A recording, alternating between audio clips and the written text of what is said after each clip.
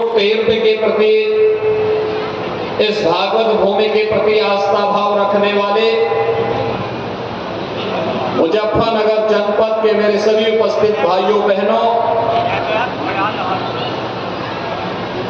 लगभग 4 वर्ष के बाद एक बार फिर से मुझे भागवत भूमि का दर्शन करने का अवसर प्राप्त हुआ है। इस पावन भूमि को कोटि कोटि नमन करते हुए मैं आप सबका हृदय से अभिवादन करता हूं। भाइयों बहनों,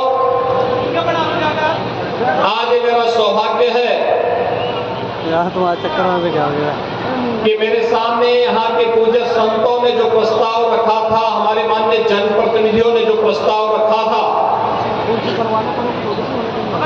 आज जल शक्ति मंत्री भी और विभाग के प्रमुख सचिव भी यहाँ मेरे साथ में हैं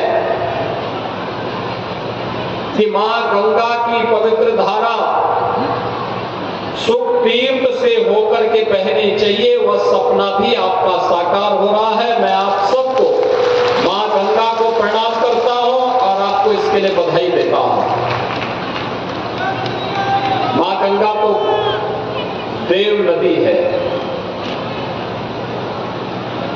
साक्षात भगवान विष्णु के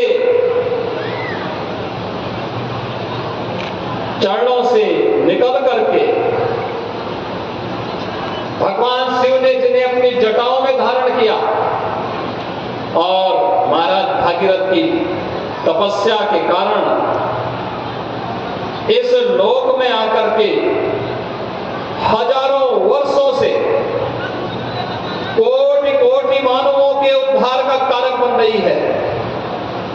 हम सबके जीवन को सुख और समृद्धिमय करने का कार्य जो पावन देवतुल्य नदी कर रही है, वह मां गंगा की धारा सुख तीर्थ से होकर के बहेगी।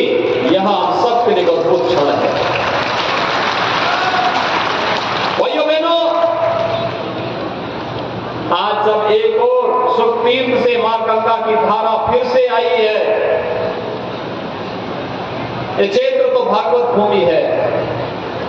मैं भी आया यहां पर जब सुख तीर्थ के इस पावन आश्रम में, मैंने यहां मंदिर का दर्शन किया। मैं देख रहा था कई भागवत कथाएं यहां पे चल रही हैं। श्रीमद् भागवत महापुराण की कथा यहां चल रही है। याद करिए, इस धरती पर कोई ऐसा क्षेत्र नहीं है जहां आज के दिन पर श्रीमद् भागवत महापुराण की कथा न हो रही हो। और यहां तक कि दुनिया के अंदर जहां कहीं भी भारतवंशी रहता है, वह बड़ी श्रद्धा के साथ यहां के कथा व्यास को बुला करके श्रीमद् भागवत महापुराण की कथा का श्रवण करके अपने जन्म और जीवन दोनों को धन्य करता है। यह सौभाग्य इस धरती को है कि महाराज सुखदेव के श्रीमुख से सबसे पहले इस कथा को सुनने का किसी को अवसर प्राप्त हुआ था, तो महाराज परीक्षित ने अपने मोक्ष के लिए इसी धरती पर श्रीमद् भागवत महापुराण की कथा को सुना था। और तब से एक अमर कथा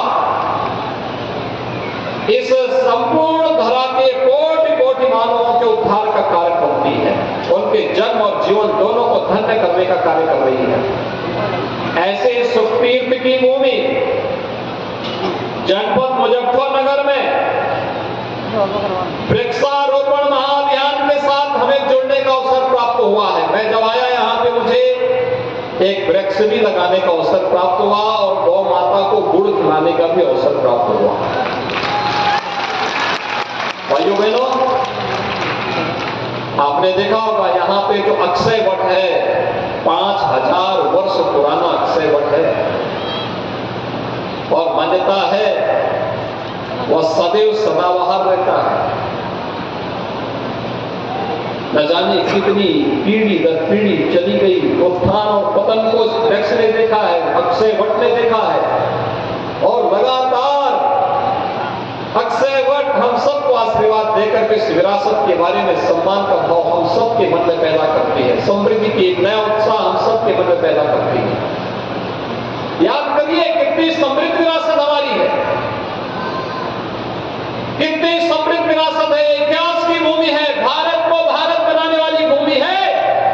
शकुंतला पुत्र भरत कर्णाश्रम में ही जन्म लेकर के फिर हस्तिनापुर की विरासत को आगे बढ़ाने का कार्य भी करते हैं।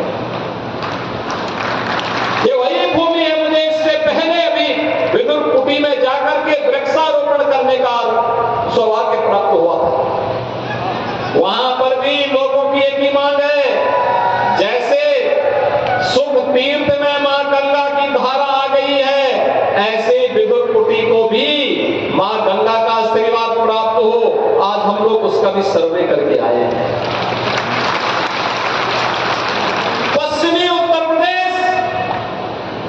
उत्तर प्रदेश की अर्थव्यवस्था का बहुत बड़ा आधार है और जो पोटेंशियल यहां पर है, यहां के नौजवानों में, यहां के किसानों में, यहां की बेटियों और यहां की बहनों में, यहां को समृद्ध बनाने